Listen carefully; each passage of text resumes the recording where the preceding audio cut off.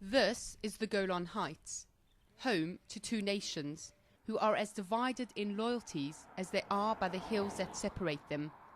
Edith Kimchi is Jewish and lives on the Israeli side of the mountains. Sudki al-Makt is Druze and lives a stone's throw away from her. But whereas Edith prays each night that Syria's conflict does not spill over into Israel, Sudki is waiting for the day it does. I'm worried because of the reality that it's very easy for our neighbors to bombard Israel. It's not a new situation completely to Israel. 65 years Israel is defending itself and fighting for its existence. So the situation in Syria, yes, it's worrying. Until 1967, the Golan Heights was controlled by Syria. But after Israel captured it in just 6 days, it's been occupied and administered by Tel Aviv, in a move never recognized internationally. Technically, Syria and Israel are still at war, but the Golan, which is a strategic plateau, has been largely quiet for decades. When Sudki's village fell into Israeli hands, it cut him off from many of his friends and family who were left on the Syrian side.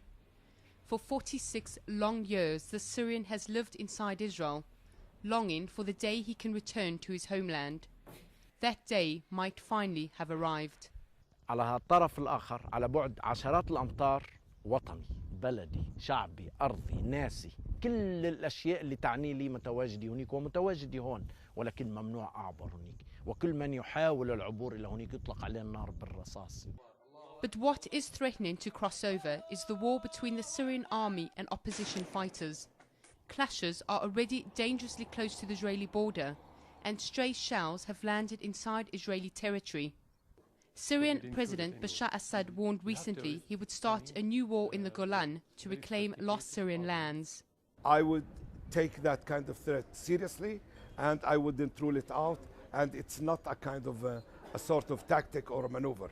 I contribute maybe to the Israeli analyst that the Golan Heights in the future will be seen differently from what used to be seen.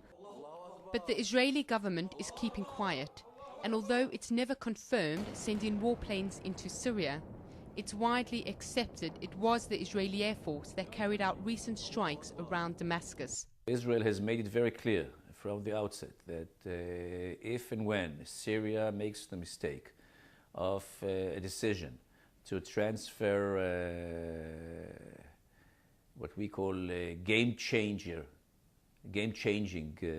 weapon systems to Hezbollah, we will not allow it. And I think that this is specifically or precisely the context of the 2 or 3 operations, let's say, that were very surgical in nature and were purposefully intended. The civil war in Syria has boosted the alliance between Damascus, Iran and its proxy army in Lebanon, Hezbollah. All are sworn enemies of the Jewish state. Watching developments from front row seats are Edith and Sudki. First in the line of fire, if, and more likely when, things heat up. We will defend ourselves because we have a right to exist as every other country in the world.